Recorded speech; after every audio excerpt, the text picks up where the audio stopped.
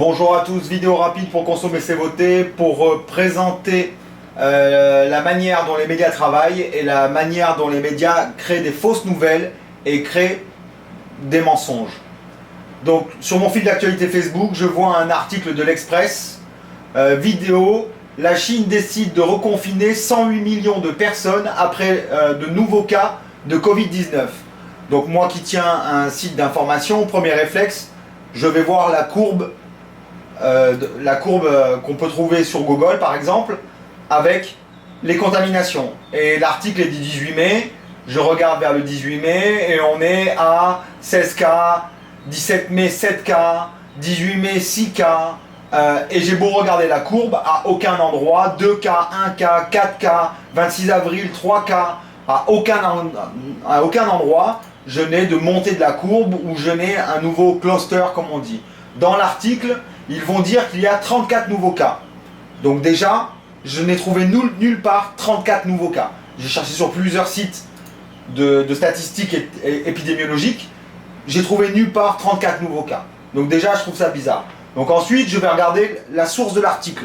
D'où l'Express a tiré cette information, puisque bien sûr, le nom du journaliste qui a fait l'article, j'adore ça, s'appelle l'express.fr. C'est-à-dire que quand ils font un article de merde, on va le dire, eh bien il n'y a pas de nom de journaliste. Je ne sais pas si c'est un pigiste qui a écrit ça, je ne sais pas si c'est un bot qui a écrit ça. C'est l'express.fr, le nom du journaliste c'est l'express.fr. C'est fabuleux, il n'y a même plus de nom de journaliste, comme ça au moins on ne pourra rien reprocher à personne. C'est l'express.fr dans le vague. Donc la courbe épidémiologique, il n'y a rien. Je regarde la source, apparemment la source ils disent que c'est rapporte Bloomberg. Je ne connais pas, donc je vais cliquer dessus pour aller voir, et relayé par le site Ulysse.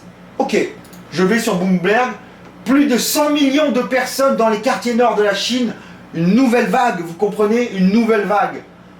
Donc, je regarde ça, je regarde le site Ulysse aussi. Sur le site Ulysse, je m'aperçois très rapidement que en fait le site Ulysse se base sur quoi?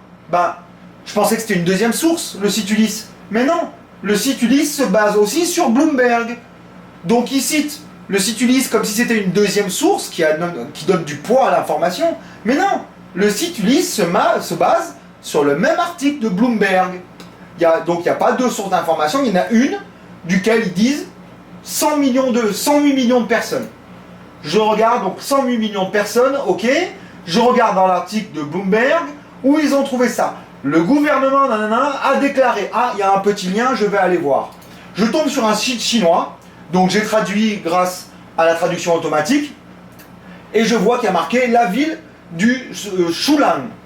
D'accord? Donc c'est dans la province de Jiling. Cette ville du Shulan renforce encore la prévention et le contrôle de l'épidémie et met en œuvre les mesures de contrôle les plus strictes. Ok, ça a l'air d'être un site officiel, je ne sais pas trop, il n'y a pas grand chose de marqué. C'est difficile, on ne sait pas si c'est un site officiel ou pas, mais bon, c'est une source qui vient de Chine, ok. Donc 108 millions de personnes, d'accord, je vais aller voir. Donc déjà, dans la province de Jiling, donc ils ont dit qu'ils ont fermé une province entière, et qu'il y avait 108 millions de personnes. Dans la province, déjà, il y a 27 millions de personnes.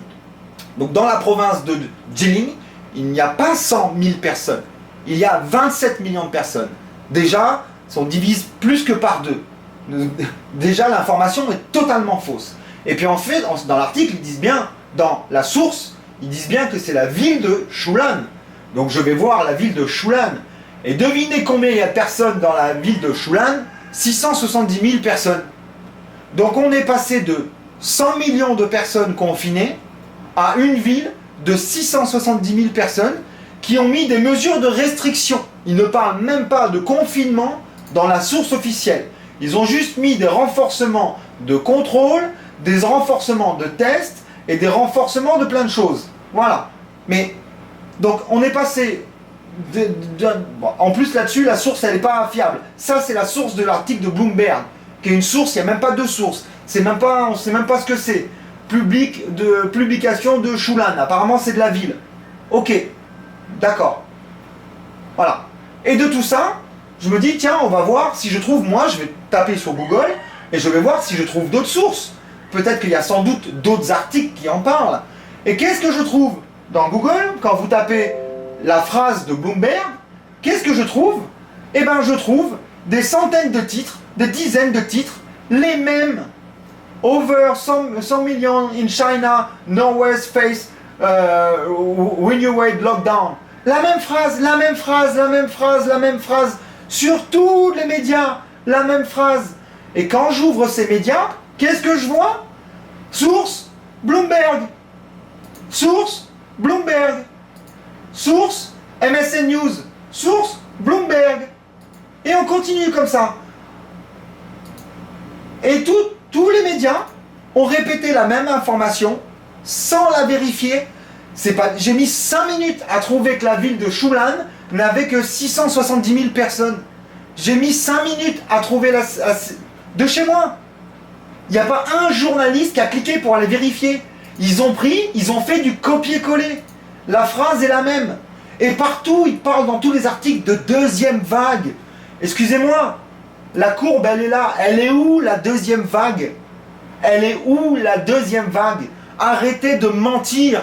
Arrêtez de faire peur aux populations. C'est plus du journalisme, c'est du copier-coller. J'ai été prof pendant 16 ans. Mes élèves ont contrôlé s'ils faisaient du copier-coller. Quand vous faites une rédaction, quand vous faites une dissertation, on vérifie que vous ayez bien écrit votre texte et que vous n'ayez pas fait un copier-coller sur Internet. Régulièrement, quand je corrigeais mes copies, je prenais un morceau du texte de mes élèves, je le mettais dans l'ordi, dans le moteur de recherche, pour voir si je trouvais le même texte. Même à l'école, en 3e, on n'a pas le droit de faire du copier-coller. Et là, des journalistes, soi-disant, qui nous font des médias mensonges, font du copier-coller. Regardez le nombre qu'il y en a. On va descendre plus bas, et ça continue, et ça continue. Vous en voulez combien comme ça? Regardez, on va continuer à descendre. Et ça continue, et ça continue. Allez, 100 millions, la même phrase. Ils n'ont même pas changé le titre. C'est la même phrase. Et je continue à descendre. Allez. Voilà, alors, ça s'arrête là. 1, 2, 3, 4, 5, 6, 7, 8, 9, 10, 11, 12, 13, 14, 15, 16, 17, 18, 19, 20. Je ne vais même pas les compter. Regardez tellement il y en a. Regardez comme ça défile. Voilà, ça c'est l'information de nos jours. Donc arrêtez de regarder les médias. Arrêtez de croire ce qu'ils racontent. C'est du n'importe quoi. Il n'y a pas 108 millions de personnes qui ont été mis, ils ont renforcé les restrictions, ok. Pour combien de cas, je ne sais pas, c'est même pas marqué dans l'article, et sur la courbe, il n'y a rien. Donc il n'y a pas de deuxième vague. Comme beaucoup d'épidémiologistes le disent, l'épidémie est en train de se terminer d'elle-même, c'est une courbe en cloche, elle est finie. Ok. D'ailleurs le pic qu'il y a là, c'est des reports de mort, de mortalité qu'ils avaient oubliés. La courbe, c'est juste celle-là. Voilà. Je vous remercie beaucoup, c'était pour consommer, c'est voter.